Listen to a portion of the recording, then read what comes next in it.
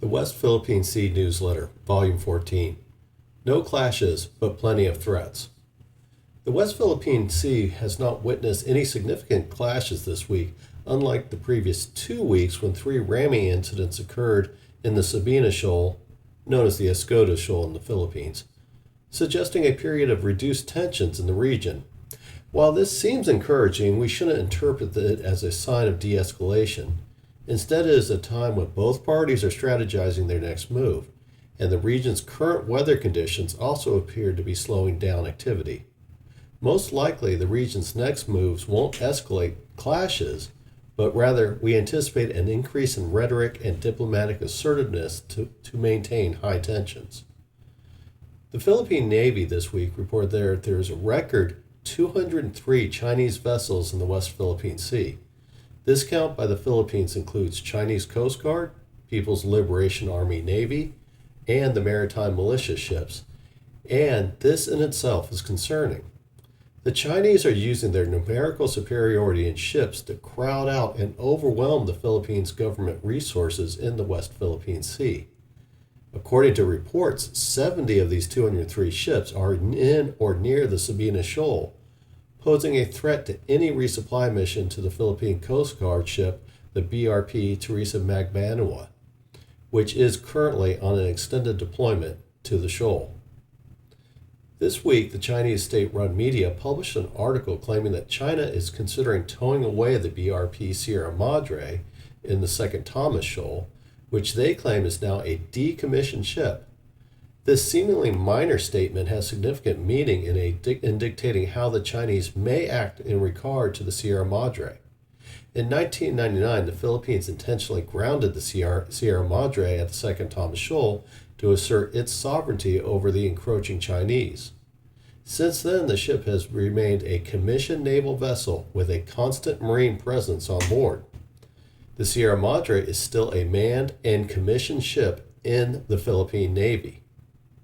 The Chinese claim that the Sierra Madre is a decommissioned ship, and this is a difference in opinion holds a significant importance in international law. A commissioned ship has these internationally recognized rights. It is the inclusive jurisdiction of the flag that is flown, in this case Filipino, and those countries' laws apply on board. It has sovereign immunity and is immune from arrest, meaning the crew, search and inspection, and immune from any assertions of jurisdiction by another state. There is freedom of passage in territorial waters and transit rights in international waters. Some of this doesn't apply because it is a grounded ship, but again, freedom of passage, even grounded in territorial waters and having the rights to transit, it still applies to the Sierra Madre. When the Chinese refer to it as a decommissioned ship, they are indicating that they do not acknowledge the Philippines' exclusive jurisdiction over the Sierra Madre, nor do they recognize the Philippines' sovereign immunity over the vessel.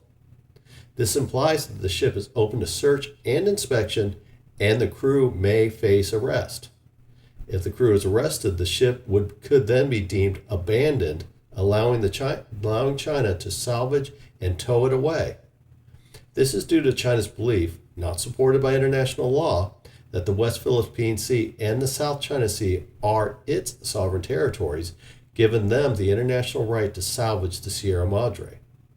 The government's approval of the Chinese brief press statement, carries significant implications which the Chinese perceive as a justified reason. For the BRP Teresa Magbanua, this decommission logic is harder to justify. The Chinese stated that its on extended patrol in the Sabina Shoal since April amounts to a virtual grounding, but the Magbanua is still mobile and has a full crew complement aboard, so even China's stretch logic over the Sierra Madre is beyond ridiculous when it is applied to Teresa Magbanua. However, China continued to assert that the towing of the Magbanua away from the shoal is an option. The Philippine Armed Forces responded that they have contingency plans if China attempts to tow away the Sierra Madre or the Teresa Magbanua, but correctly did not elaborate on what those plans would be. The Philippines' refusal to comply with China's demands has led to an increase in Chinese rhetoric. which is a sign of frustration from Beijing. The Chinese cold and rude reception of President Ferdinand Marcos Jr. during his visit to Beijing to meet with Chinese leaders in 2023 only intensified this frustration. After that meeting, President Marcos launched his Transparency Initiative to expose China's illegal and excessive use of force in the Philippines' exclusive economic zone. The world's clear awareness of and widespread condemnation of China's actions and claims was the desired outcome. This has motivated countries to rally around the Philippines' cause, hasten the formation of fragmented security agreements and alliances, and prompted regional countries, led by the Philippines, to modernize their armed forces. This has also led to the Philippines participating in more international exercises in the region to work with sympathetic allies and to increase its readiness and interoperability with allies. The Transparency Initiative did catch China and the U.S. off guard. China, after the embarrassment of being shown to be overly aggressive, has doubled down on aggression, hoping to bluster its way to get the Philippines to back down.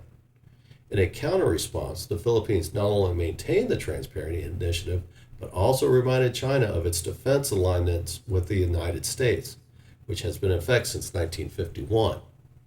This alliance serves as a warning to China that its actions against the Philippines are limited and can potentially lead to a confrontation with the United States. In its disputes with China, the Philippines has depended on its own resources, but this has come at a cost, as Chinese water cannon assaults and ramming incidents are causing damage to an increasing number of its more capable Coast Guard and Bureau of Fisheries ships. The United States, more focused on the war in Ukraine, the Korean Peninsula, and Taiwan, was not ready for the West Philippine Sea to be the flashpoint. In March 2024, the U.S. finally publicly outlined scenarios that could potentially necessitate treaty response. They are: if China starts using naval vessels and not Coast Guard vessels against Philippine ships, China directly attacking and killing Philippine forces, an accidental clash between the Philippines and China that escalates into China using deadly force against the Philippine Navy and Coast Guard.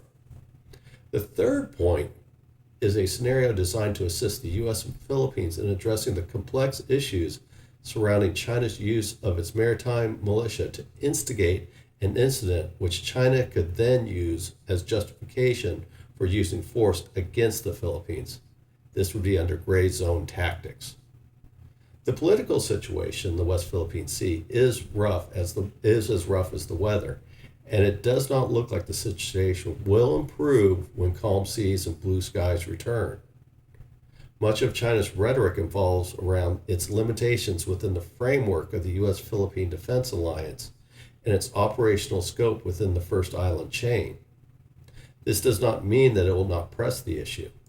This strategy likely aims to exert significant and continuous pressure on the Philippines government and society, causing them to either become wary of the ongoing escalation cycle or yield and adopt a conciliatory policy with China. However, a conciliatory policy with China requires the Philippines to uncompromisingly comply with all of China's demands, as well as any subsequent demands that follow. This is an outcome that does not seem justified or likely.